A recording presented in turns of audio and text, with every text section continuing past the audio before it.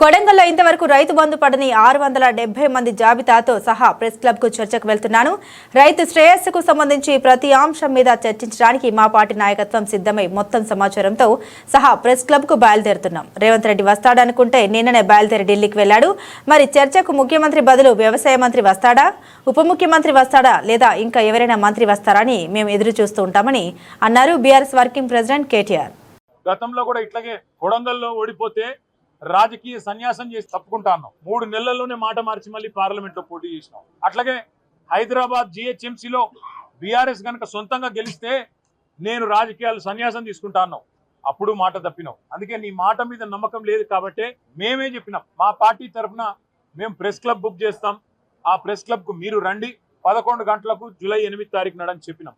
ఇక చెప్పినట్టుగానే కొడంగల్లో ఎక్కడో కాదు, ముఖ్యమంత్రి గారి సొంత నియోజకవర్గం కొడంగల్లో కూడా ఇంతవరకు రైతు బంధు పడని 670 మంది జాబితాతో సహా, రైతుల జాబితాతో సహా, వాళ్ళ పేర్లు, ఫోన్ నంబర్లు, వాళ్ళ ఇంటి అడ్రస్తో సహా మేము చర్చకు సిద్ధమై బయలుదేరిపోతా ఉన్నాం.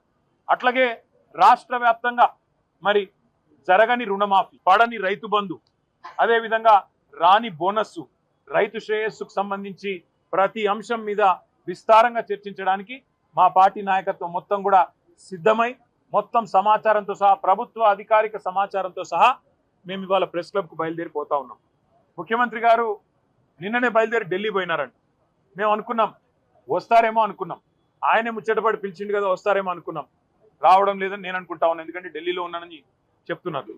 మరి వ్యవసాయ మంత్రి గారు వస్తారా లేదా ఇంకెవరన్నా బాధ్యత గల మంత్రి గారు వస్తారా లేక ఉప ముఖ్యమంత్రి గారు వస్తారా మాకు తెలియదు. ఎందుకంటే ముఖ్యమంత్రి గారు స్వయంగా విసిరిన సవాల్ కాబట్టి తప్పకుండా వారి ప్రభుత్వం నుంచి ఎవరైనా ఒక బాధ్యత గల వ్యక్తి వస్తారని నేను అనుకుంటా ఉన్నాను.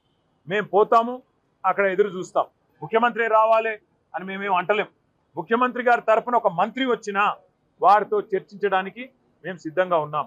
ఎందుకంటే ఇంపార్టెంట్ సబ్జెక్ట్, రైతుల సబ్జెక్ట్ కానీ, తెలంగాణ యువత సబ్జెక్ట్ కానీ, 2 లక్షల ఉద్యోగాలు ఇస్తానని చెప్పి అశోక్ నగర్లో ఛాయ్ అడ్డా మీద ఛాయ్ దాక్కుంటా రాహుల్ గాంధీ గారు స్వయంగా ఇచ్చిన మాట మీద కూడా చర్చించడానికి సిద్ధమా అని ముఖ్యమంత్రి గారు అన్నారు.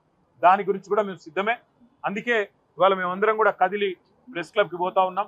మరి ముఖ్యమంత్రి గారు మాట నిలుపుకొని తప్పకుండా హాజరు కావాలని, ఇవాళ హాజరు కాలేని పక్షంలో మరొక రోజు వారు ఏ స్థలం చెప్పినా, ఏ తేదీ చెప్పినా, ఏ రోజు చెప్పినా, ఏ డేటు ఏ టైం చెప్పినా తప్పకుండా మేము వస్తాము మా పార్టీ తరఫున మళ్ళొకసారి వారి సవాల్ను స్వీకరిస్తూ వారికి విజ్ఞప్తి చేస్తూ చర్చలో తప్పకుండా ఎవరైనా మంత్రి గారు వస్తే వారికి కూడా ముఖ్యమంత్రి గారికి చెప్పాలనుకున్న అన్ని విషయాలు, రాష్ట్రంలో రైతులకు జరుగుతున్న మోసాలు, రాష్ట్రంలో రైతులకు చేస్తున్న అన్యాయం మీద వివరించి చెప్పడానికి మేము సిద్ధంగా ఉన్నామని మళ్ళొకసారి తెలియజేస్తాం.